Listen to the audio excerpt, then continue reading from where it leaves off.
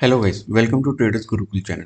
आज हम नया वीडियो लेके आए हैं जिसमें हम डिस्कस करेंगे नए स्विंग ट्रेड। ठीक है, इस वीडियो को आखिरी तक देखें। इस वीडियो में हम डिस्कस करने वाले हैं तीन ऐसे स्टॉक जो ब्रेकआउट रेडी हैं, ब्रेकआउट दे रहे हैं या उनमें स्ट्रेंथ दिख रही है, तो उनके बारे में, उन तीनों स्टॉक का डिटेल में टेक्निकल एनालिसिस करेंगे इस पूरे वीडियो में।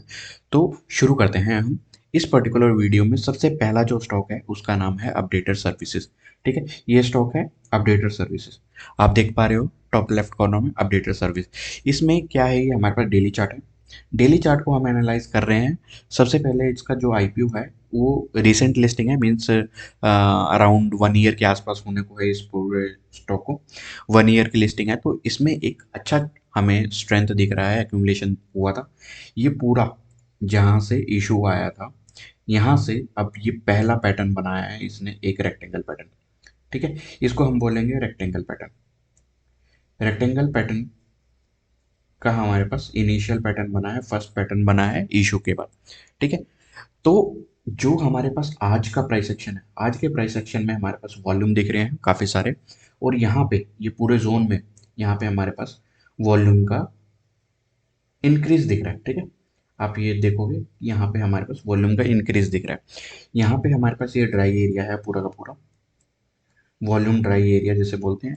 तो जब भी हमारा वॉल्यूम ड्राई के बाद एक वॉल्यूम एक्सपेंशन आता है, वॉल्यूम एक्सपेंशन आता है और प्राइस उसके ऊपर जाता है, तो हम कंसीडर करते हैं ये वाले जोन को, ये कंसीडर होता है हमारा एक्यूमुलेशन। ठीक है, ये वाला कंसीडर होता है हमारा एक्यूमुलेशन। तो हमने इस पर्टिकुलर स्टॉक में एक्यूमुलेशन देख लिया। एक्यूमुलेशन तभी कंफर्म होता है जब हमारे पास ये ड्राई जोन के बाद एक्सपेंशन हो और उसके साथ प्राइस अपसाइड मूव करे। ठीक है, ये हमारा सिंपल साइकोलॉजिक है। हमने यहाँ पे एक्यूमुलेशन, इसको एक्यूमुलेशन बोलने के लिए इस तरीके से हम एनालाइज करते हैं। एक्यूमुलेशन हो चुका है, अब भी प्रेजेंटली ये ऑल टाइम हाई हिट किया है आज। ठीक है, यहाँ पे आप देखेंगे। ठीक है, इस चार्ट को एक बार क्लीन कर लेते हैं। सबसे पहले यहाँ पे जो फर्स्ट इनपुट आया था, फर्स्ट हिट आया, second, third, fourth, fifth, approximate six, seventh, eight, ninth, ninth attempt में। ठीक है, नाइन्थ अटेम्प्ट में ये ब्रेकआउट किया है इस पर्टिकुलर 375 के ऊपर। ठीक है, हमें जो क्लोजिंग चाहिए था, एक्चुअली डे हाई पे चाहिए था 385, बट स्टिल इसको हम ब्रेकआउट के लिए कंसीडर करने वाले हैं। ठीक है, एक अच्छे वॉल्यूम से ब्रेकआउट हुआ है, जो ब्रेकआउट कैंडल का वॉल्यूम है वो काफ़ी अच्छा है। यहाँ पे एक्यूमुलेशन में हमारे पास दिखा है, यहाँ पे हमारे पास इंपॉर्टेंट मूविंग एवरेजेस का कन्वर्जेंस। ठीक है, यहाँ पे हमारे पास कन्वर्जेंस हुआ है मूविंग एवरेजेस का।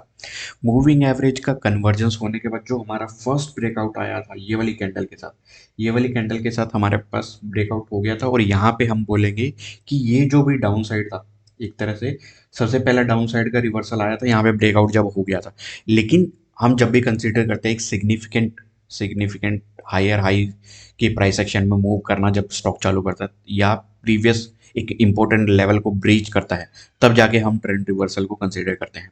तो हम यहाँ पे ट्रेंड रिवर्सल कंसीडर ना करके हम इस पर्टिकुलर कैंडल में ट्रेंड रिवर्सल करेंगे। उसके बाद यहाँ पे ब्रेकआउट दिया है, ब्रेकआउट का रीटेस्ट हुआ है, और ये जो ऑल टाइम हाई जोन था, जो मल्टीपल टाइम्स 8 और 9 टाइम्स हिट हुए थे, उसके ऊपर आज फाइनली क्लोज दिया है।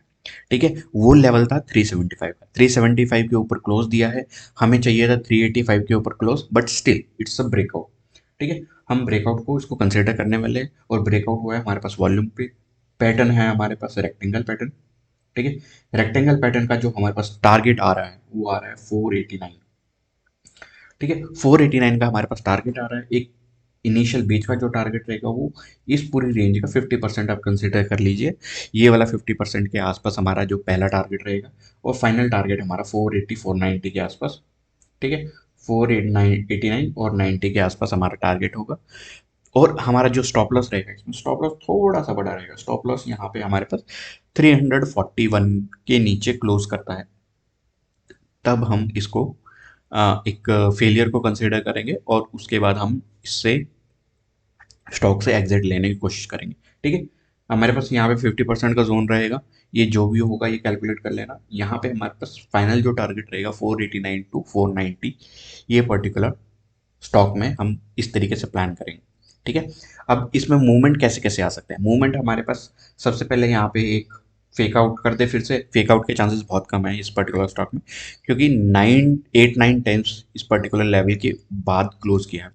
तो अब चांसेस है कि यहाँ पे ट्रैप करने के चांसेस बहुत कम है। लेकिन अगर कर देता है तो स्टॉक यहाँ पे एक, इस प्राइस के आसपास, यहाँ पे 340 के आसपास आके, या इस पर्टिकुलर लिक्विडिटी जोन के आसपास 360 के आसपास आके ये दोबारा से ब्रेकआउट दे के कोशिश कर सकता है। तो हमें इवन सीएमपी पे अगर हम 380 पे, कल मॉर्निंग में 380 हमारा खुलता है, 380 पे भी बाय करते हैं, तो हमें रेडी रहना है कि 360 का लेवल भी हमें दिख सकता है और 340 का भी लेवल दिख सकता है।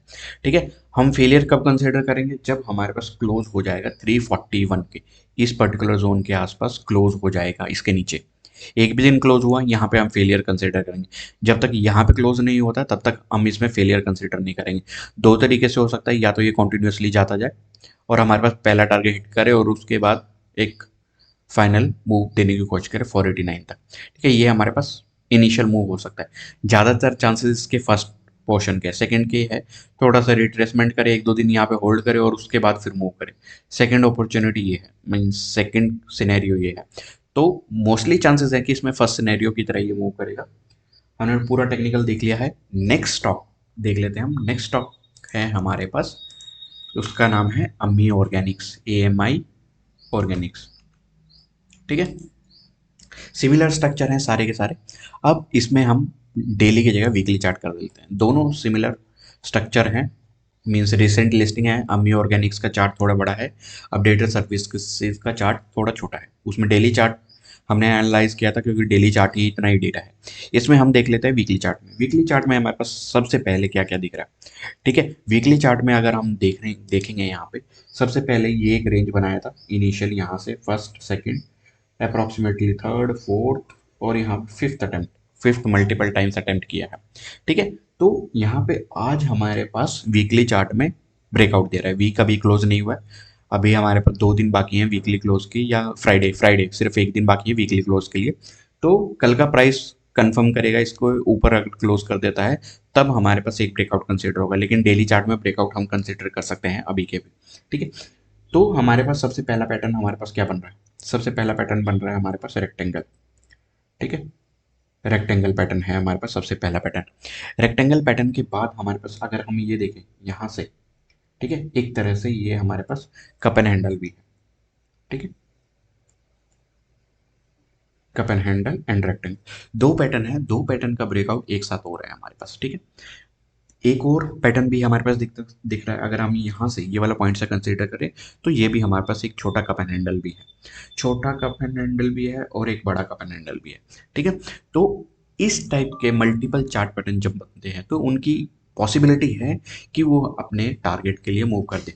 इस पर्टिकुलर स्टॉक में हमारे पास प्री पोजीशन है, हमारे पास यहाँ से प्री पोजीशन है, लेकिन जो मेन ब्रेकआउट हुआ है, देखिए आप वीकली चार्ट में हमारे पास पोजीशनिंग यहाँ से इन्वेस्टमेंट के लिए, तो अप्रॉक्सीमेटली 4 5 मंथ्स आप देखोगे, काउंट करोगे, 3 6 एंड 3 6 9 12, अप्रॉक्सीमेटली 3 मंथ्स का कंसोलिडेशन हुआ है।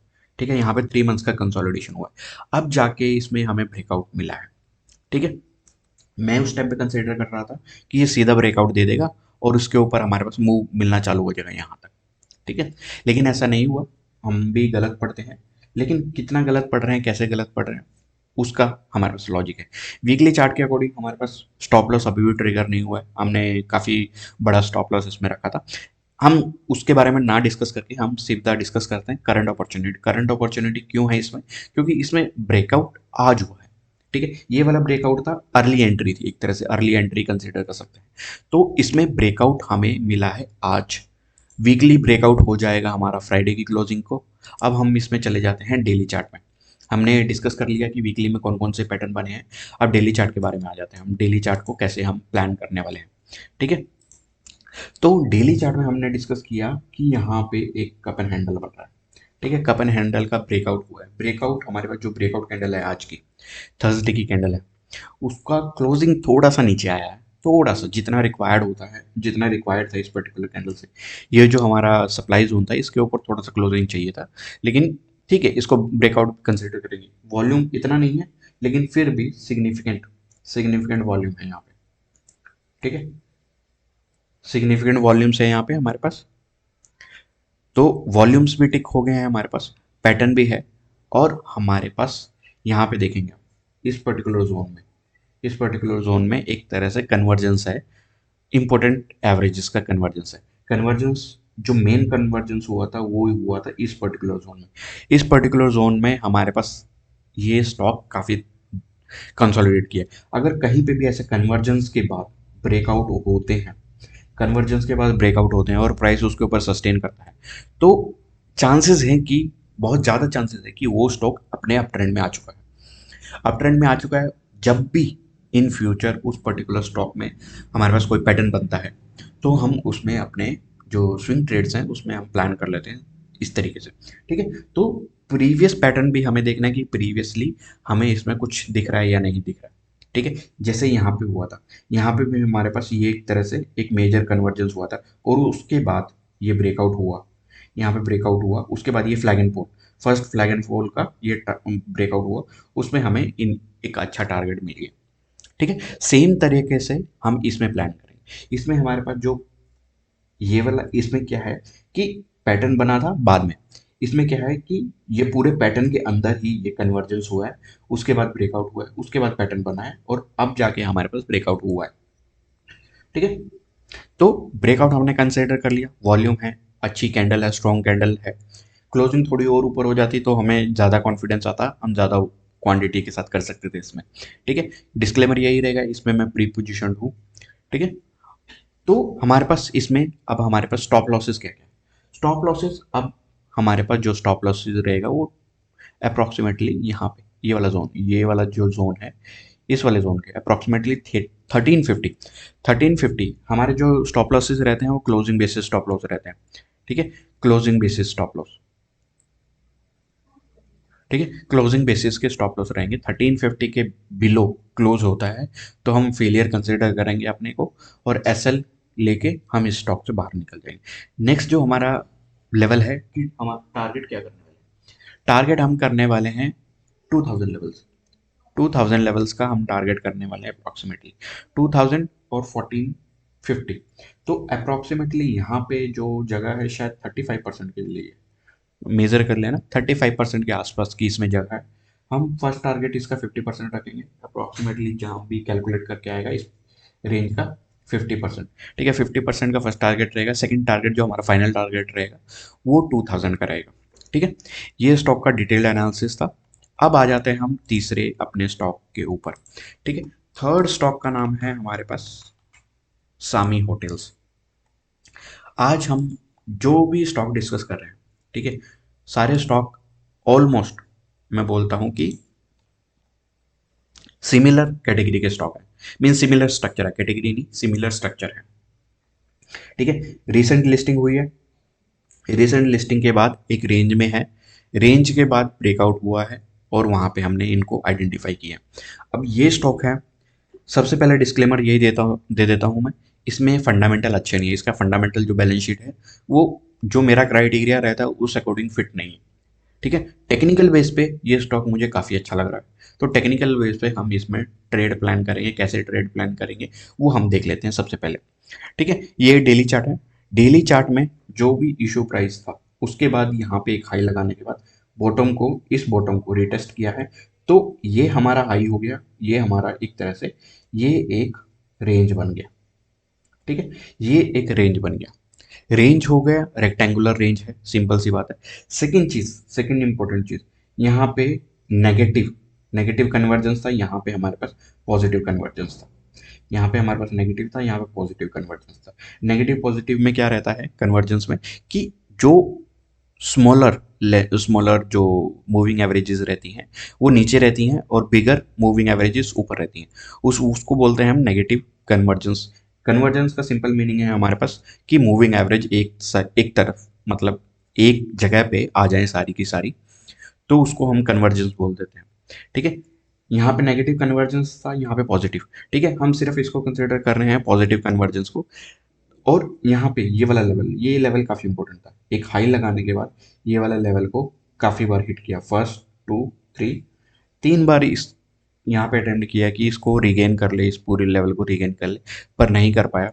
उसके बाद इसने काफ़ी अच्छा करेक्शन दिया है, और अप्रॉक्सीमेटली जो भी हमारे पास फर्स्ट डे का कैंडल था, फर्स्ट डे के कैंडल के आसपास इसने हिट किया था, ठीक है। तो 100% रिट्रेसमेंट लिया है, उसके बाद इसने दोबारा से इस जोन को रिस्पेक्ट करके मूव करना चालू किया, ठीक है।